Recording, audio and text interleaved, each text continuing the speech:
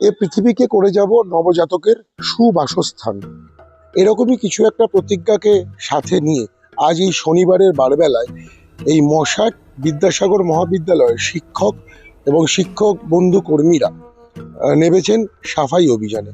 College প্রাঙ্গণ থেকে শুরু করে ক্যান্টিন এবং কলেজের পার্শ্ববর্তী যে সমস্ত অংশগুলো সারা দিন ধরে বিভিন্ন নোংরা আবর্জনায় ভর্তি থাকে, সেগুলো একে একে হাতে তুলে নিয়ে পরিষ্কার করছেন প্রিন্সিপাল থেকে শুরু করে জিবি বডি মেম্বাররা পর্যন্ত। এমনকি এই মহাবিদ্যালয়ের যিনি ইতিহাসের প্রধান, তিনি পরিষ্কার বললেন, আগামী পৃথিবীর কাছে এটা আমাদের একটা মেসেজ যে পৃথিবীটাকে সুন্দর রাখতে গেলে শুধু নিজের ঘর নয়, নিজের যেখানটায় আমি কর্মস্থান আমার, সেটাও আমার নিজের পরিবার।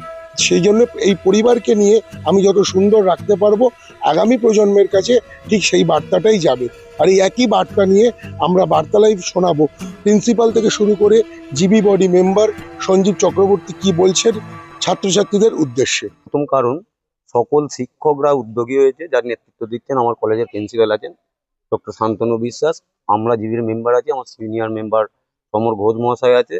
আমরা নতুন প্রজন্মকে জানাতে চাই, এই বার্তাটা দিতে চাই যে আগামী দিনে আমরা শিক্ষক শিক্ষাবন্ধু সকলেই ছাত্র ছাত্রীর সঙ্গে আছি। ছাত্ররা কলেজে আসুক, পড়াশুনো করুক, সাথে সাথে সামাজিক কাজ, পরিষ্কার পরিচ্ছন্নতা বজায় রাখুক।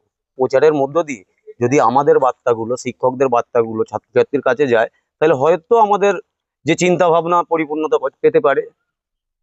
একটা পরিষ্কার পরিচ্ছন্নতার অভিযান শুরু করলাম, কারণ আপনারা সবাই জানেন আজ পৃথিবী, আজকে কালকে একটা রিপোর্ট এসে জানেন 37% দক্ষিণ পশ্চিম এশিয়ার, দক্ষিণ পূর্ব এশিয়ার জলস্তর বাড়ছে, যেটার মূল কারণ হচ্ছে দূষণ, যার মধ্যে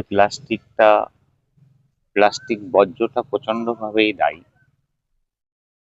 তো আমাদের শুরুটা আমাদের ঘর থেকে করতে হয়।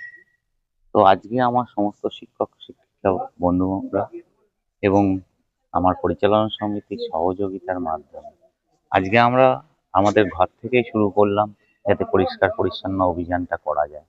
আগে নিজের ঘরটাকে পরিষ্কার করে তারপরে হচ্ছে পৃথিবীটাকে দেখতে হবে, তার জন্য নিজের ঘরটাকে আগে পরিষ্কার রাখতে হবে, সেই উদ্যোগটা শুরু করলাম।